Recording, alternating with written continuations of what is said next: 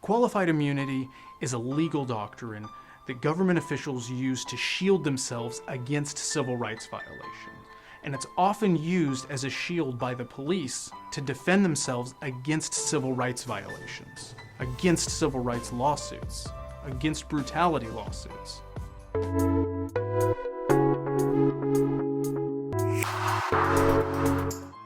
The key legal question in a qualified immunity defense is whether or not a clearly established right has been violated. Clearly established right sounds pretty straightforward and reasonable until you find out what the actual definition of a clearly established right is.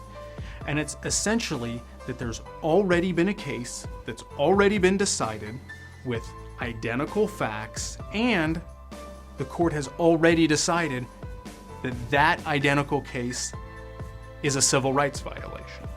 Let's take, for example, George Floyd's case. For his family to beat a qualified immunity defense, they're going to have to find a case where in that other case, the police officers kneeled on someone's neck, choking him out, and he died, and the court says this was a civil rights violation.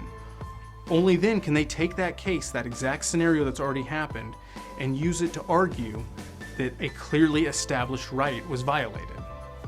Procedurally, qualified immunity is raised at the very beginning of the case.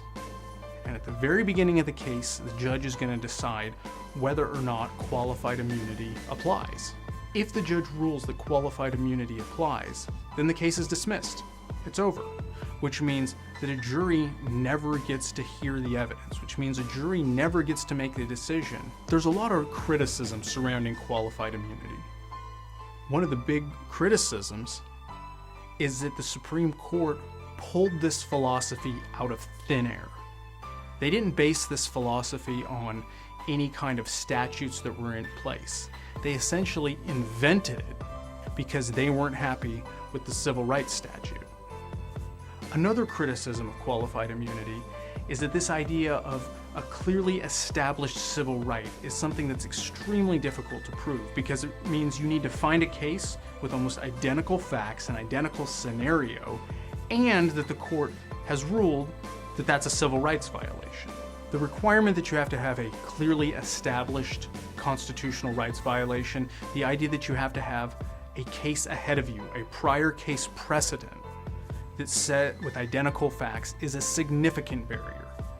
It's a significant barrier for plaintiffs, and in all likelihood has deterred countless plaintiffs from even filing lawsuits in the first place.